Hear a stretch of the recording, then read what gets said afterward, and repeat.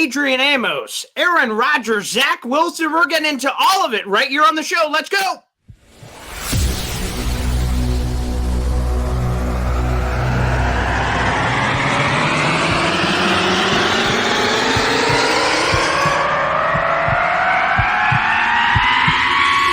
Zoinks.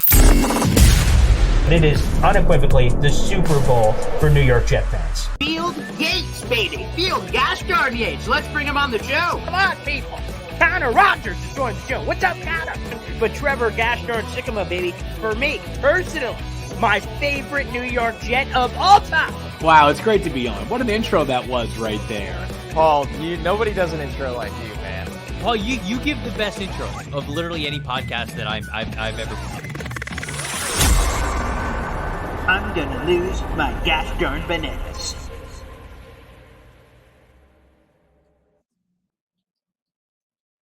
Hey everybody, my name is Paul Eston Jr., aka Boy Green. I'm the New York Jets digital reporter for Heavy.com. Welcome to my YouTube channel, youtube.com/BoyGreen25, and let's get right into it. We got a fantastic guest. It's been a hot second, so we gotta catch up. Our boy, Zack Rosenblatt from the Gosh Darn Athletic. Let's bring him on the program. Zack with a beautiful background. It is sexy. It's great weather. This is fantastic. Thanks, man. Yeah, it's vacation time. It's the summer.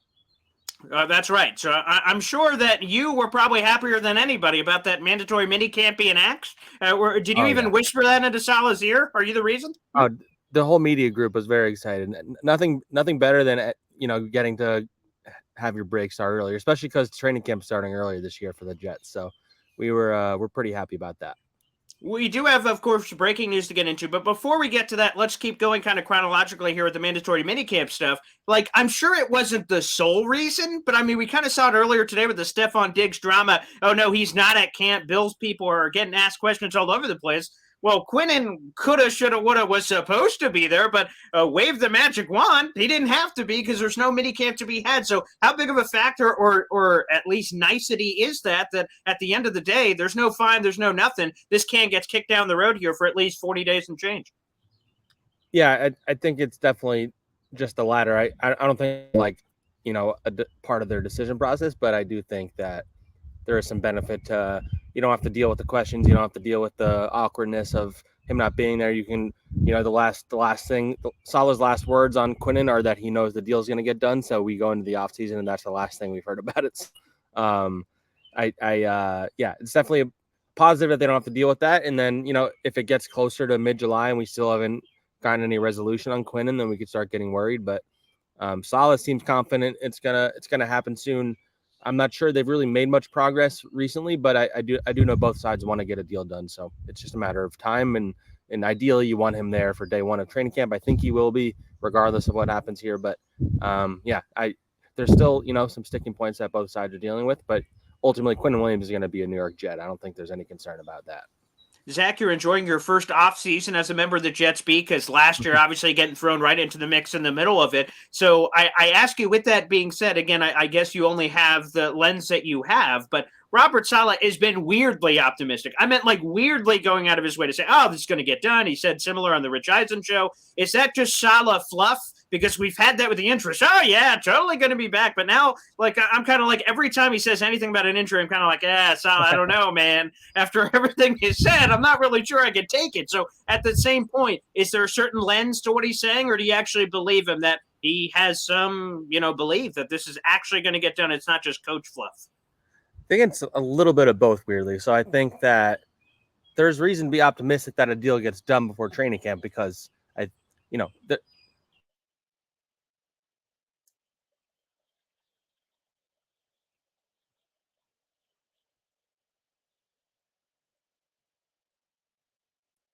think we lost Zach there. We'll get him back here in just a second here. We'll get Zach back here on the show. I think we got you back. Go ahead, Zach. Yeah, we lost you there. Yes, I saw that. I was just going to say, I think that the sticking point is not like the value of the contract. It's more like, one side maybe wants more years, one side wants less years. I don't think they're not far apart. I think there's just, it's kind of like a game of chicken like it was with their Aaron Rodgers trade negotiations.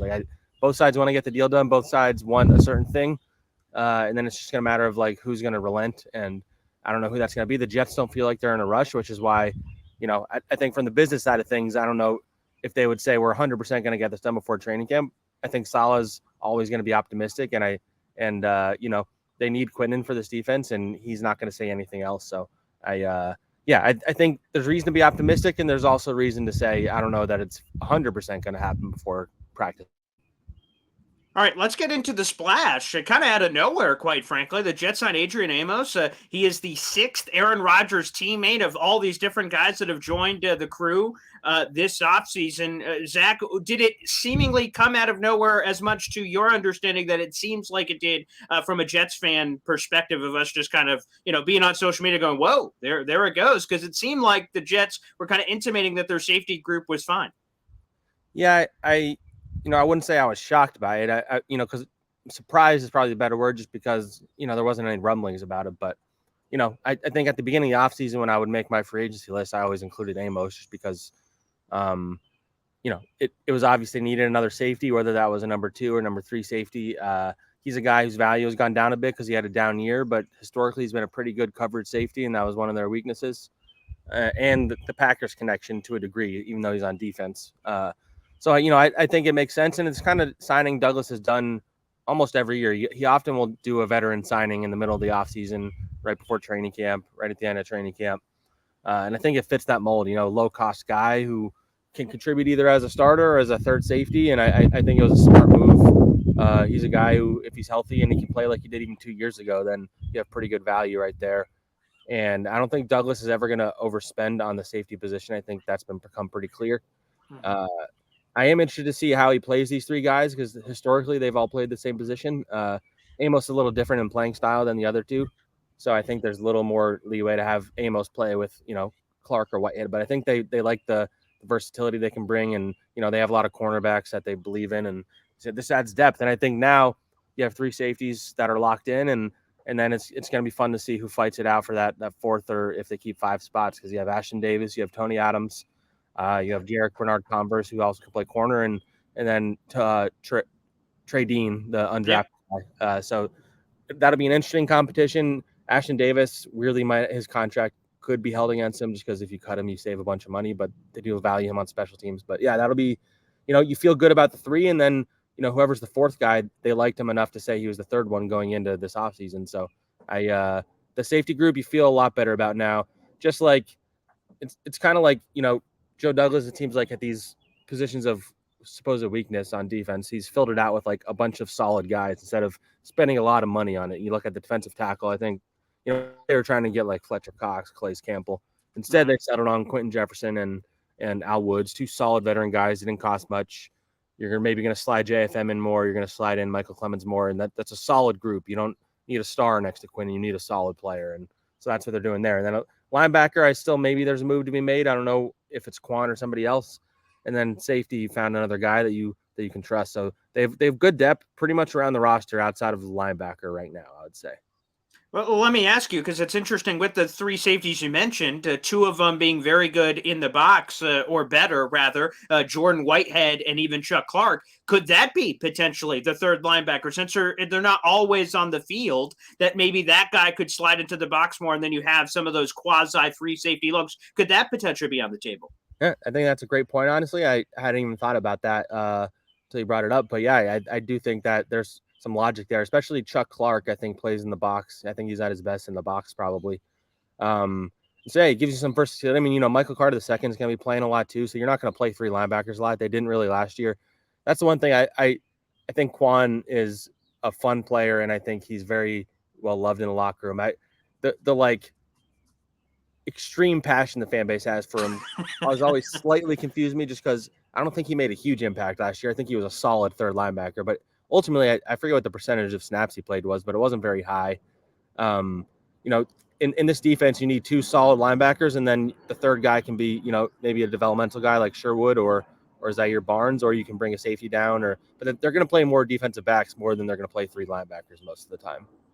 And just to go back to your comments, you've mentioned a few times like you got to like the three locks, I think was a word you used. So as far as you're concerned, Adrian Amos's presence doesn't suddenly, throw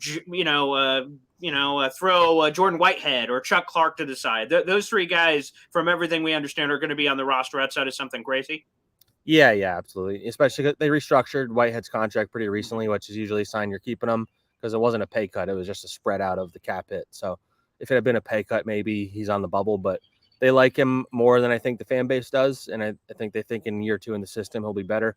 And I think the combo of whether it's Chuck Clark and or Adrian Amos is an upgrade over LaMarcus Joyner, and if not like a pretty decent one. So maybe not a significant up. Like those are solid guys. They're not going to be Pro Bowlers, but you saw last year, and I think that's why maybe fans were freaking out a little too much when the lack of movement they were making at some spots in the defense. Like they were a top 5 defense without good safeties last year, and they were a top 5 defense with Quan as your third linebacker. Like so they felt like those weren't spots needed heavily invest in, and so that's kind of Joe Douglas's mold. He's not going to overspend on safeties. It's kind of like he learned it from Howie Roseman. I'm sure a lot of this, you don't overspend on safeties, you don't overspend on linebackers, and you invest in corners, you invest in defensive linemen. I think that's what he's done a really good job of doing.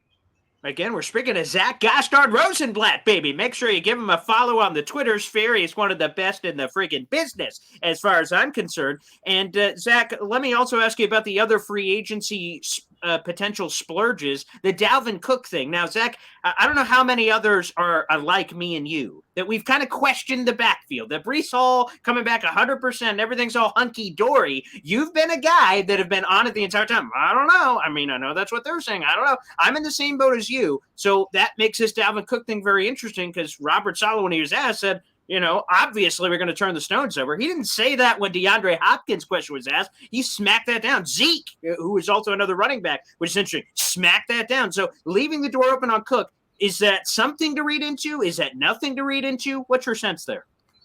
Yeah, well, an interesting part of Saleh's comment was the end of it where he said, I don't know how the money part of it works. And my initial reaction was they have cap space right now, but I think he was probably more alluding to what's it going to cost to bring him in, because while I think the idea of Dalvin Cook is great and the idea that he can hold the tide until Breece comes back and then you split things between them, that's like a great idea in theory. But is Dalvin Cook going to want to take less money to be part of a 50-50 split where he can probably go somewhere and get, I don't know, I haven't looked at the teams that, make a lot of sense for him. I'm sure there are some that need a running back right now. So yeah, I don't know how much I'd be willing to pay for a running back if he's not your long, if you're going to be taken away from, they keep talking about how Breece Hall is good to go. So if they're right and they're not blowing smoke, which, as you were saying, like I'm skeptical he's going to be the same Breece right away. I don't know. I think it all depends on what the money is. I was looking at, because I have a story coming out tomorrow, just like of some of my observations from OTAs and stuff like that. I think the number 10 highest paid running back is Austin Eckler. He's making a little over $6 million, and right behind him is David Montgomery, $6 million.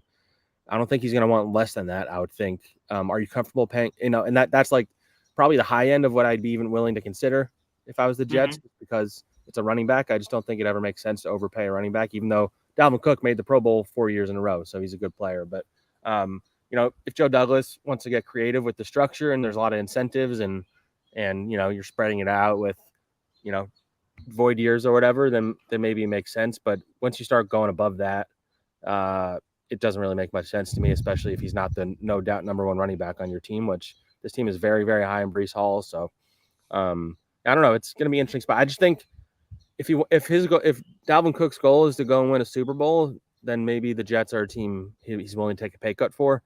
He was on the Rich Eisen show today, and one of the big things was he kind of wants to be featured. It kind of sounded like, so I don't know that 100% is going to happen here. Maybe it will. Like maybe the first 8 weeks he's like the featured guy and he's going off and it's a great spot. But I feel like there's going to be other spots for him where he either gets more money and or more touches. If the Jets go away from Cook and they want to go bargain bin shopping, could a guy like Kareem Hunt make sense? Albert Breer said the Jets and Browns had trade conversations about Hunt, but ultimately Joe Douglas didn't want to pay apparently the 4th round pick price that was there. There's no price in terms of that to be paid, only money. And you'd imagine with how long he's been out there that he could be had for relatively cheap, and it could answer me and your issues with the backfield with a guy who's even cheaper, but also a guy that's pretty versatile, good pass blocker, and brings a lot to the table. Could that make sense? Absolutely, yeah. I think, it kind of goes to the point I was making earlier about how Joe Douglas is really good at waiting things out and getting guys at below market value because they don't have a market kind of thing. That's why, Quan Alexander came for pretty cheap last year. Al Woods came for pretty cheap. Quentin Jefferson, they got at a pretty good price. Billy Turner, they got pretty cheap. Like, these are guys they signed after the initial wave of free agency, and these are solid veteran guys. And Kareem Hunt definitely would be a guy that would get the fans pretty excited. He's like one of those offseason signings that, especially when there's nothing going on, I think Jets fans would get overexcited about that's the kind of guy. There's a few veteran guys, Leonard Fournette's probably, maybe not the same player he used to be, but he's a solid veteran guy out there that could help. I think there's a couple more. I don't have the list in front of me, but I think you wait it out. And if Dalvin Cook's still there in July, and he hasn't gotten what he wants and he's willing to take less money, then yeah, absolutely. Give him a 1-year deal with a bunch of incentives. And if he winds up playing a lot, then it was worth it. And if not, then you didn't pay him that much. But yeah, I think that's the move. You wait it out, especially the running back position with so many guys still available. I think that's the right idea. Zach, have you done any digging on the Hard Knocks thing? First off, why the hell it's taken so long? Although there have been some other instances over the last couple of years where it has been later in terms of its announcement. And again, there is this overlying belief that no one's kind of really talking about, but Hard Knocks can force whoever the hell they want, and the Jets seem like the obvious story. So, like, what are we waiting for? Jets do it. We don't want to. Oh, well, twist the arm. Boom, you're doing it. So, like, what's Saleh keeps saying, the players keep saying publicly, it's a distraction, Justin Hardy, Robert Saleh. I think that's going to look bad at the end of the day when they get Hard Knocks anyway, and then they're dealing with these comments that they made, out there. Yeah, I don't have any vibe about where things are at. I imagine some of it is, I think 3 out of the 4 teams that are eligible have said they don't want to do it. So I'm sure there's a lot of conversations behind the scene of the NFL and teams going back and forth. I think Washington's the only one that hasn't said anything. And I'm curious if the NFL wants the Commanders on there with like the whole owner change going on. I don't know. I don't have all the info in front of me. I think historically they generally do try to give it to teams who are willing to do it. I think there was a story last year that the Jets were one of the teams that volunteered for it. I think it was them and the Lions. I think they chose the Lions. I don't know if it was Albert Breer. Somebody reported that where they interviewed the producer of it, and they said the Jets were either pushing for it or they were like one of the teams they were really considering. And obviously things change because now there's more attention on the Jets now, and there's the Aaron Rodgers and they have their own Hard Knocks that they do, the Flight 23 series. That's pretty good. So yeah, I don't know when they'll become to a decision. I imagine it's just like these conversations behind the scene, and the Jets are obviously the most appealing. I think it's the Saints, the Commanders, and I can't remember the 4th one. Bears, which are less. Some of them, they have varying degrees of interest. The Jets are more interesting for many reasons. So yeah, I'm curious to see how that plays out for like coverage sake and fan sake. That's not the team is in somewhat in control of what gets out there, but not as much as their own in-house Hard Knocks. So that would be fun to see, and the kind of storylines you would see and who would stand out and who would be the guys that, people watching would gravitate towards and stuff. I haven't watched Hard Knocks in a couple of years because there was a stretch where it got pretty boring to me. I heard the Lions season was pretty good last year. Yes. Yeah. So yeah, it'd be fun to see them track the team like that. And, every now and then when our stupid faces cameo on these things and our stupid voices. Yeah. Yeah, I don't know. I don't really have a vibe for when that's going to be decided. I do know the Jets very much do not want to be on it, though. Yeah, that has been very clear from all levels so far. But like I said, we'll see what happens here. We'll go through a couple more quickies here, Zach, before we send you off to vacation land and enjoying all those fun festivities. We might get to that to the end of the program. But I'm glad that we kind of waited for this conversation because you guys, the media, got to speak to Zach Wilson for the first time since the end of the year. What's your vibe on him? Because, like, man, I have to imagine it's tough to deal with. You're the guy. Then all of a sudden you got replaced, demoted, and now you're shoved in front of the media. Hey, how does it feel to be benched? You know what I mean? So kind of what's been his sense with handling it, which is obviously a very tough situation.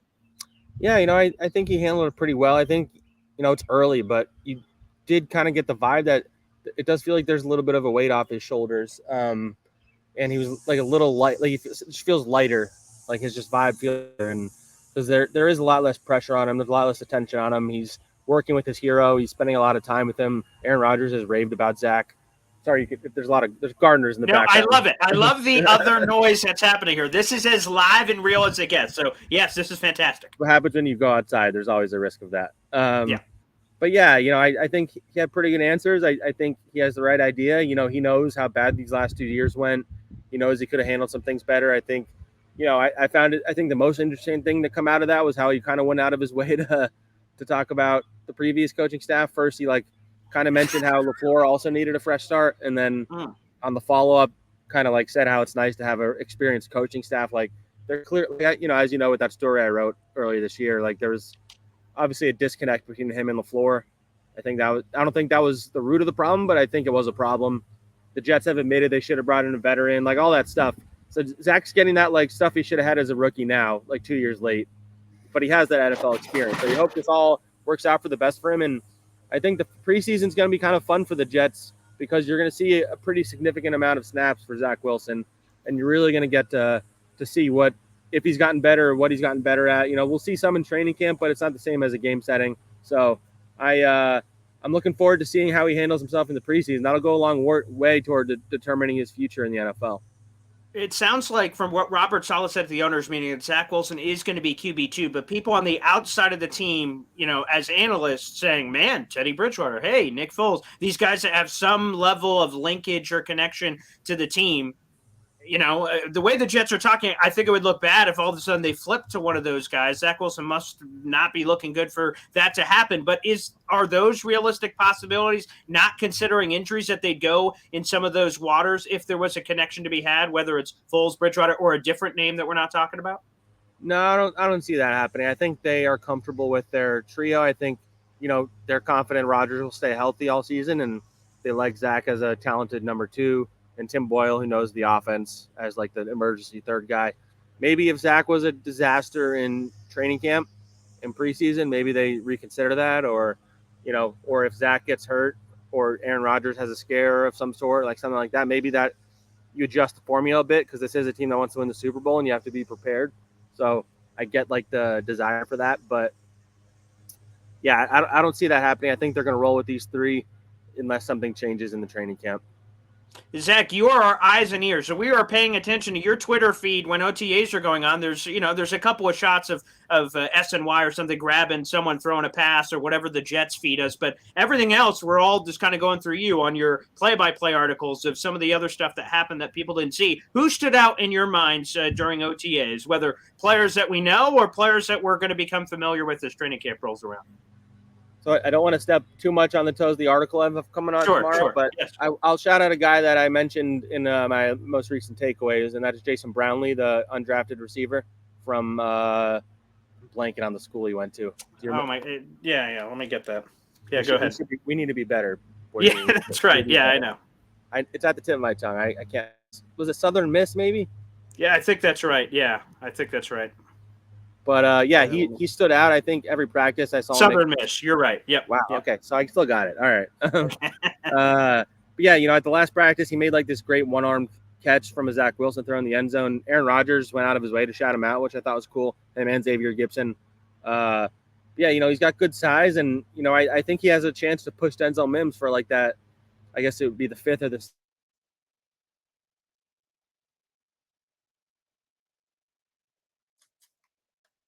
The fifth or sixth spot is what Zach's getting. Again, we'll bring him up here. Yep, there he is. We got him back. Go ahead, Zach. Yeah, Jason Brownlee, though. Yeah, he's just a guy I think is going to push Denzel for a roster spot. And I think, he had the highest guaranteed money of all the UDFAs, over $200K. And he's a guy that I would say that stood out to me that I didn't expect. All right, let me throw one more. You put it in your miscellaneous notes, but it stood out to me was Jerome Kapp, another wide receiver. The room's loaded. And then he was DMing me about it after we sent out the little quote for your story that people, of course, can go check out. And it's just that he could be, quote, the leading contender for training camp darling. And Jet fans, I know, Zach, you have a brief history with Jet fans here, but like those are exactly the kind of guys that people go crazy for. Google Wayne Kurbett's, and maybe it's the same for other NFL fan bases as well, that they just fall in love with the guy, and it is hard knoxian that they're rooting for him to make the roster. He's got a cool backstory, whatever. I saw he made your column, like I said in the miscellaneous notes. What gives you the vibe that he is going to be that guy that Jet fans ultimately fall in love with? Well, I've covered the NFL long enough now that I know it's usually a wide receiver. Fans fall in love with receivers because it's just like a sexy position or whatever. They make big plays, stuff like that. So all the years I've covered the Eagles, Giants, Jets, there's always somebody that makes some plays against, the third string cornerbacks and they make some plays in the preseason. Like last year was Calvin Jackson and Chris Streveler, obviously, like the duo of them. Like fans became obsessed, especially like fans were mad when Calvin Jackson got cut, and then they forgot about it like a couple months later. But basically, but yeah, Jerome Cap, he's a guy. He seems like he makes a lot of catches. He has the number 31, which is very weird for a wide receiver. Like I kept thinking he was a running back. I kept being confused by that. But yeah, he's just a guy that he's going to get a lot of reps.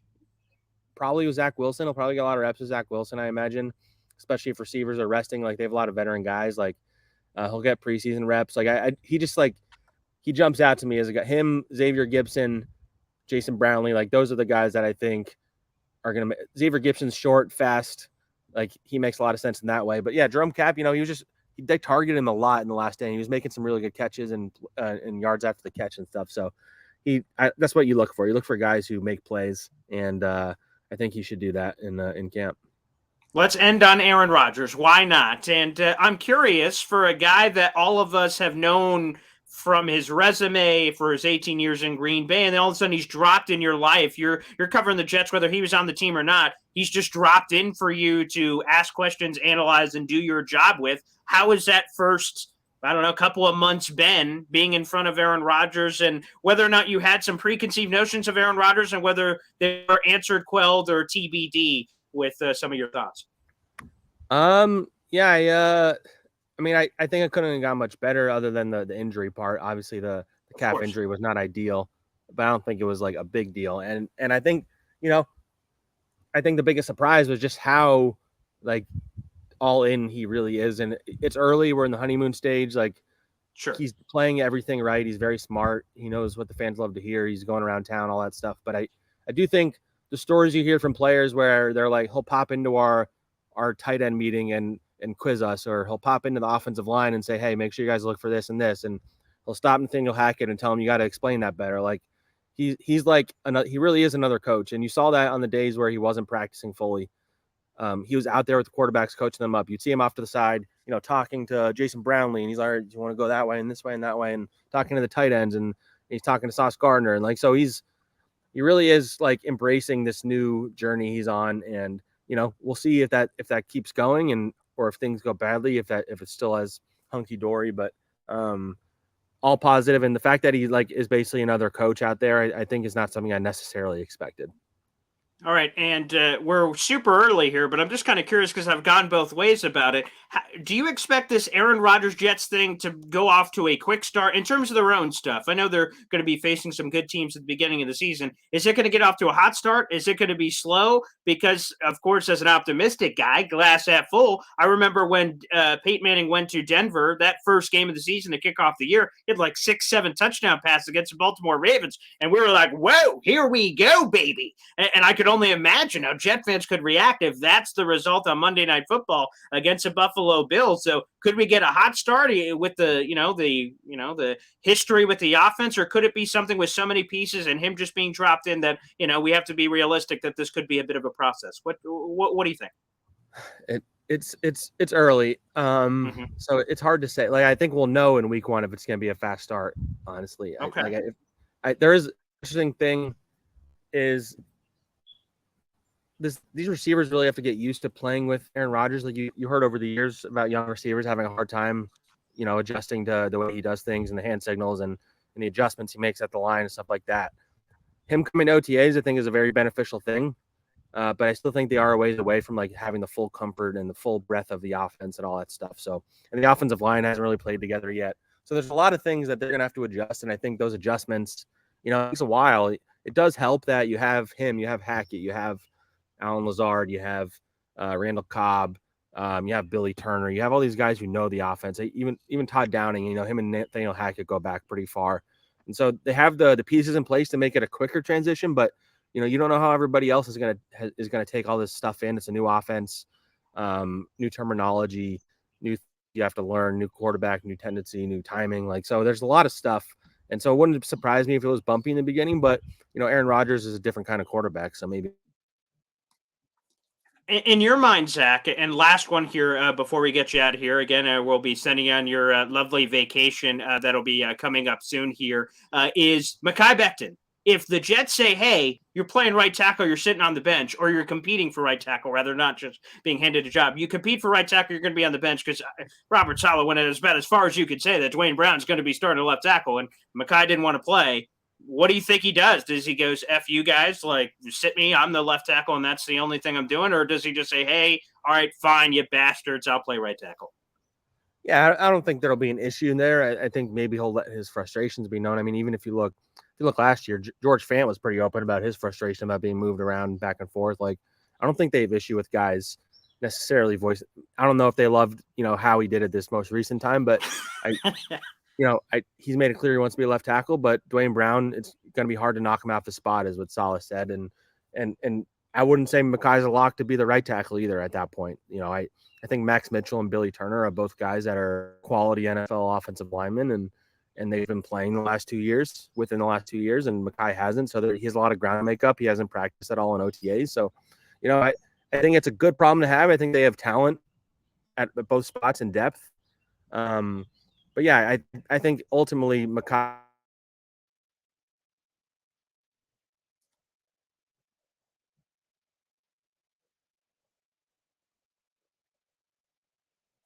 Yep, we lost Zach for a second there. I think we should have him back here in just a moment, guys, to wrap up the Mekhi Becton conversation again, whether or not he'll be able to go. We got him back here. Go ahead, finish your thought on that, Zach.